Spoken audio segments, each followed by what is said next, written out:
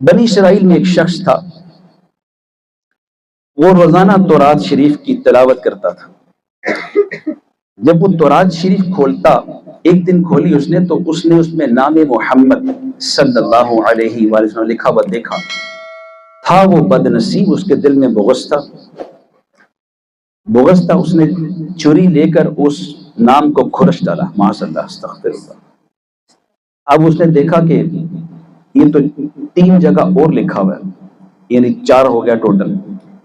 اس بدبخت نے 4 جگہ سے کھرچ دیا۔ اگلے دن جب اس نے تورات کھولی تو وہ 4 کی جگہ 8 جگہ پر لکھا ہوا تھا۔ بڑا حیران ہوا، اپنے بچوں کو بلایا، انہیں ڈانٹا کہ یہ تم نے کوئی شرارت کی ہے؟ بچوں نے کہا کہ ہم نے تو اس کو چھیڑا بھی نہیں۔ خیر، اس نے پھر وہی حرکت کی اور وہ 8 کے 8 اس نے کھرچ ڈالے۔ اب جب تیسرے دن اس نے کھولا تو وہ 8 کی جگہ 12 جگہ لکھا ہوا تھا۔ سبحان اللہ۔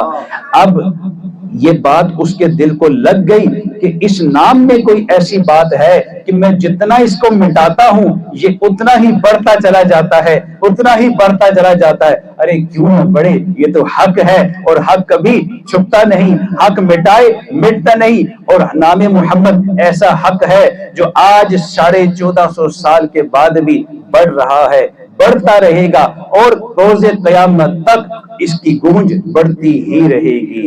سبحان اللہ۔ کیا شان ہے ہمارے آقا میٹھے میٹھے مصطفیٰ صلی اللہ تعالی علیہ وسلم کی کہ اللہ نے آپ کے ذکر کو حق فرمایا، یعنی مصطفیٰ کریم۔ اب سوچئے نا، ایک مثال سوچئے، میں نے ابو جہل سے لے کر اور آج تک کتنے بڑے بڑے بادشاہ ہیں، کتنے بڑی بڑی شخصیات آئیں، انہوں نے ہر ممکن کوشش کی کہ نام مصطفیٰ کا چرچا کم ہو جائے، نام مصطفیٰ کے کسی طریقے سے ہم اس کو گھٹا لیں، یہاں تک کہ جسارت ناپاک جہارتی کی خاکے بنائے گئے۔ اس سے بڑی کیا بے ادبی ہوگی؟ لیکن اس کے باوجود مصطفیٰ کریم صلی اللہ علیہ وسلم کا نام بڑھ رہا ہے اور بڑھتا ہے اور بڑھتا ہی رہے گا۔ سبحان اللہ، سبحان اللہ، سبحان اللہ۔ نزہت المجالس کی ایک حکایت ہے، صفحہ نمبر 329۔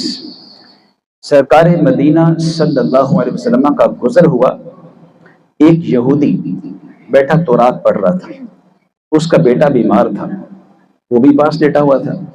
سرکار مدینہ صلی اللہ علیہ وسلم رک کے پوچھا، اے یہودی، تو تورات پڑھ رہا ہے؟ ہاں جی پڑھ رہا ہوں۔ اس میں نعت مصطفیٰ ہے؟ اس نے فوراً جھوٹ بولا، کہتا نہیں ہے۔ اس نے جھوٹ بولا، جو بیٹا بیمار تھا اس کے نصیب جاگے۔ سبحان اللہ، یہ تو قسمت کی بات ہے نا، اس کے نصیب جاگے۔ بیٹا فوراً جھٹ سے بولا کہ یا رسول اللہ، میرا والد جھوٹ بولتا ہے، تو رات شریف میں تو اللہ نے کھل کھل کے آپ کے اوصاف بیان کیے ہیں، اللہ نے کھل کھل کر آپ کی نعت شریف بیان کی ہیں۔ یا رسول اللہ، آپ کے حسن و جمال کا تذکرہ، یا رسول اللہ آپ کی زلفوں کا ذکر، یا رسول اللہ آپ کے مہر نبوت کا ذکر، یا رسول اللہ آپ کے دنیا میں آنے اور پردہ فرمانے کا ذکر بھی تورات شریف میں موجود ہے۔ سبحان اللہ، سبحان اللہ۔ بیٹے نے جب یہ کہا، اسی وقت اس نے سرکار مدینہ صلی اللہ علیہ وسلم کے دست مبارک پر اسلام قبول کیا، اور اس ایک لمحے کی اس کی نیکی اتنی کام آئی کہ اس بچے کو صحابی ہونے کا شرف مل گیا۔ سبحان اللہ۔